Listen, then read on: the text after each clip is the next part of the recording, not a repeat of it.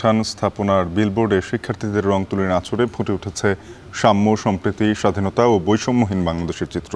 ব্যক্তিগত অর্থায়নে এসব চিত্রকর্ম ফুটিয়ে তুলেছেন ১৫০ শতাধিক শিক্ষার্থী ও স্বেচ্ছাসেবক। বিস্তারিত জানাতে যুক্ত হচ্ছেন সহকর্মী সোহেল রানা। সোহেল, জানাবেন যে এই যে গ্রাফিতি বা দেয়াল লিখনগুলো রয়েছে, সেখান থেকে হিলিবাসী কি ধরনের বার্তা দিতে চাইছেন?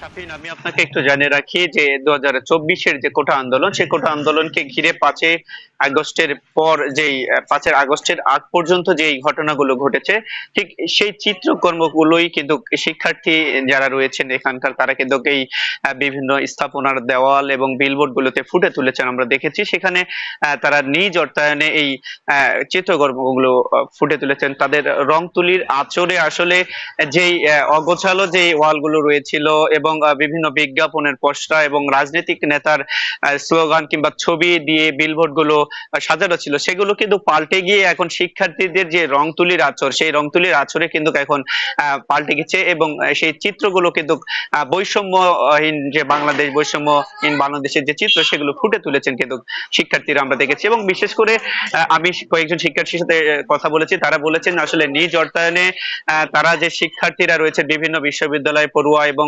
স্থানীয় স্কুল কলেজের পড়ুয়া শিক্ষার্থী, তারা নিজ অর্থায়নে তারা রং তুলি কিনেছেন এবং রং তুলি কিনে তারা এই দেওয়ালগুলো এবং বিলবোর্ড গুলোতে এ ধরনের চিত্রকর্ম ফুটে তুলেছেন। এবং সেই চিত্রকর্মগুলোতে আমরা যেগুলো দেখেছি, আসলে যদিও তারা পেশাদার চিত্রশিল্পী না, তারপরেও যে চিত্রকর্মগুলো ফুটে তুলেছেন সেখানে কিন্তু অনেক সুন্দর সুন্দর দৃশ্য এবং সেই বৈষম্যহীন স্বাধীনতা সম্প্রীতির যে কথা, সেই ভাষাগুলো তুলেছেন। আমরা দেখেছি যে কোটা আন্দোলনে যারা শহীদ হয়েছেন তাদেরকে কেন্দ্র করে একটি বট গাছের চিত্র অঙ্কন করা হয়েছে এবং সেখানে যে যারা শহীদ হয়েছেন তাদের নাম কিন্তু লিপিবদ্ধ করা হয়েছে। এবং এছাড়া কিন্তু দেখেছি যে অন্যায় দেখলেই খেদাবি, দেশ গড়বে মেধাবী, এ ধরনের স্লোগানেও কিন্তু চিত্রকর্ম কিন্তু ফুটে তুলেছেন এখানকার শিক্ষার্থীরা। এবং এই চিত্রকর্মগুলো দেখে কিন্তু যারা সাধারণ মানুষ রয়েছেন তারা কিন্তু বৈষম্যহীন যে বাংলাদেশ গড়ার যে প্রত্যয় শিক্ষার্থীদের, সেখান থেকেই কিন্তু একটা শিক্ষা বা